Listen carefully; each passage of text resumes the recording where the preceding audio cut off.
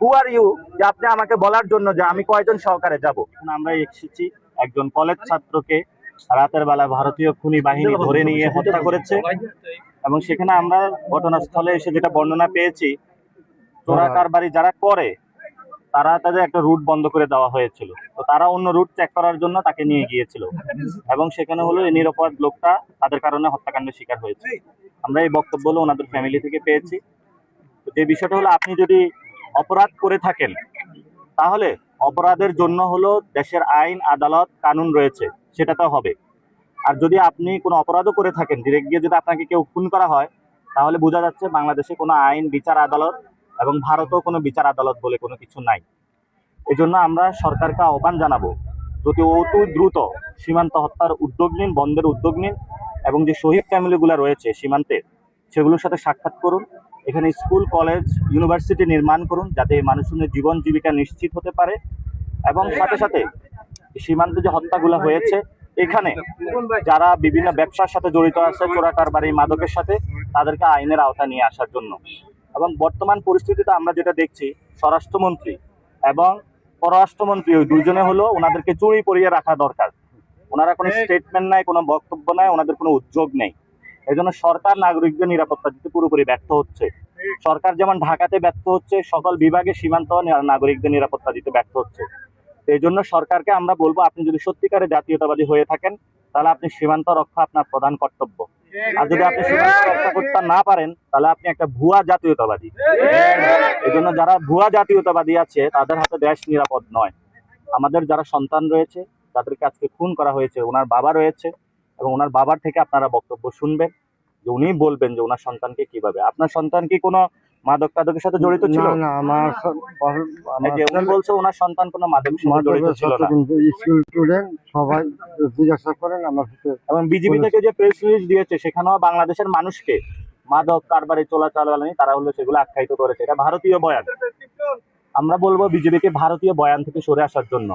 আগে যখন ছিল পিলখানা হত্যাকাণ্ডের আগে, তখন হলো বিএসএফ মারা যাইতো, সে বড়াই বাড়ির যে যুদ্ধ হয়েছিল সেটা আমরা জানি। এখন হলো পিলখানা হত্যাকাণ্ডের পরে এই বাহিনী মেরুদণ্ড ভেঙে দেওয়া হয়েছে।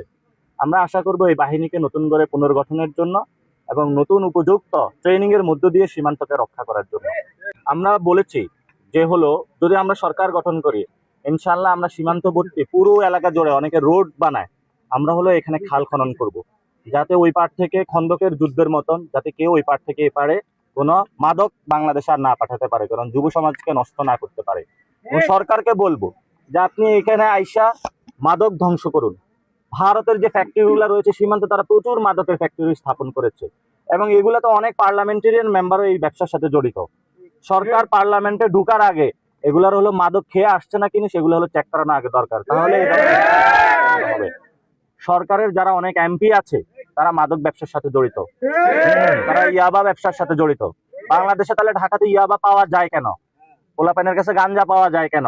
ফেন্সিডিল পাওয়া যায় কেন? সরকারের যারা এমপি আছে, স্বরাষ্ট্র বিভাগ আছে, তাহলে তারাও এটার সাথে জড়িত আছে। এই জন্য সালাউদ্দিনকে হলো জবাবদিহিতার আওতায় আনতে হবে। উনি হলো নার্কোটিক্সের সাথে জড়িত আছে, নাহলে বাংলাদেশে নার্কোটিক্স আসে কিভাবে, সেটা আমাদের প্রশ্ন। আমরা বলেছি যদি সীমান্ত হত্যা আরো বাড়ে, সরকার যদি উদ্যোগ না নিতে পারে, আমরা সীমান্তের দিকে লং মার্চ দিব ইনশাল্লাহ, বাংলাদেশের সবাইকে নিয়ে দেখবো আমাদের কে ঠেকায় তারা।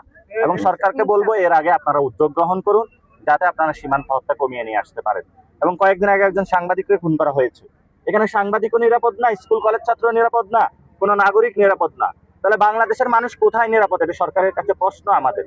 আমি আজকে আসার পথে অনেক জায়গায় আমাকে বাধা দান করা হয়েছে, আপনি 3 জন যাইতে পারবেন, 4 জন যাইতে পারবেন। আমি তো বাংলাদেশে দাঁড়িয়ে আছি, আমার যেটা ইচ্ছা সেটা আমি ঘুরবো, যেটা ইচ্ছা সেটা আমি যাব। হু আর ইউ যে আপনি আমাকে বলার জন্য যে আমি কয়জন সহকারে যাব? কালকে রাত্রে থেকে আমাদের ডিস্টার্ব করতেছে স্বরাষ্ট্র মন্ত্রণালয় থেকে। এই যে চুরি চুরি লাল চুরি পরাইতে হবে সালাউদ্দিনকে,